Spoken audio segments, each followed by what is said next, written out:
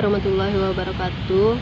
Perkenalkan, nama saya Sylvia Perlina, 18120139. Di sini saya akan memenuhi syarat ujian tengah semester yang diampu oleh dosen Lasti Yosi Astini, ST, MSI dengan mata kuliah Etika Bisnis. Baiklah, saya akan menjawab 2 dari 3 pertanyaan yang diberikan oleh Ibu Lasti. Tapi sebelumnya saya akan memilih yang nomor 2 dan nomor 3. Saya akan menjawab terlebih dahulu yang nomor 2-nya. Saya akan menjawab pertanyaan yang nomor 2 yang di sini dimintanya kasus.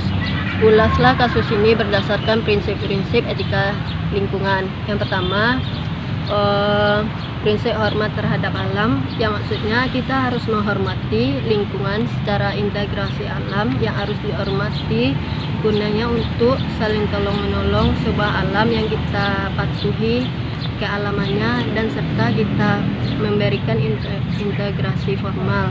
Yang di sini prinsip hormat terhadap alam itu tanggal 17 Maret 2019 masyarakat adat yang tergabung dalam jaringan masyarakat peduli bayah JMPB melakukan upaya penyelamatan lingkungan dengan menggelar aksi berupa penanaman kembali di daerah tangkapan air di sumber mata air Cibicung, pembagian bibit pohon dan pembagian masker secara gratis.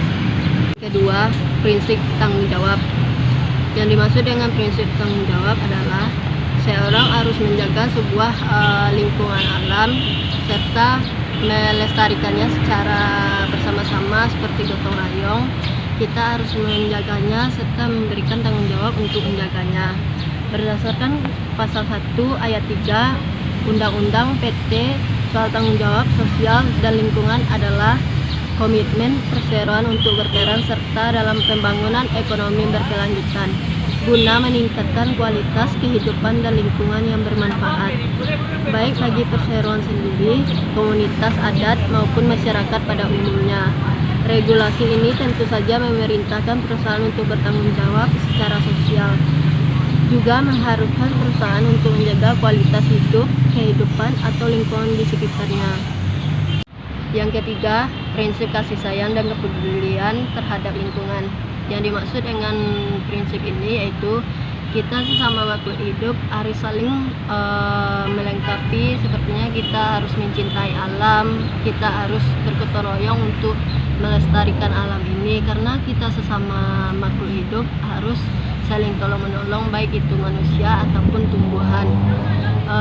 Sudah saatnya masyarakat adat di sekitar kawasan pabrik dilibatkan sebagai pengawas lingkungan dan penerima manfaat yang manusiawi terhadap keberadaan perusahaan tersebut. Keempat, prinsip demokrasi. Yang prinsip demokrasi ini yang berkaitan dengan kebijakan di bidang lingkungan, yang dimana kita harus bertanggung jawab untuk mengambil sebuah tindakan sepertinya kerusakan hutan, ataupun kita harus mengambil keputusan seperti orang-orang yang merusak hutan secara berlebihan, contohnya kebakaran hutan ataupun yang hal-hal lainnya. Faktanya, keberadaan pabrik semen justru mengakibatkan kematian bagi kehidupan masyarakat adat di Kesepuhan Bayah. Berdasarkan data yang berhasil dihimpun dari berbagai media online, periode tahun 2013-2019 terdapat 50 pemberitaan tentang aksi protes warga. Temuan kerusakan lingkungan, sumber mata air, dan hilangnya akses masyarakat adat terhadap hutan serta adanya polusi udara yang dihasilkan dari aktivitas angkutan kendaraan berat ataupun aktivitas bongkar muat di dermaga khusus di lokasi yang dulu digunakan nelayan untuk pengambilan ikan. Kerusakan lingkungan terparah di wilayah kampung Cibicung yang terguyur kiriman lumpur dari atas perbukitan di atasnya di mana pabrik ini berdiri.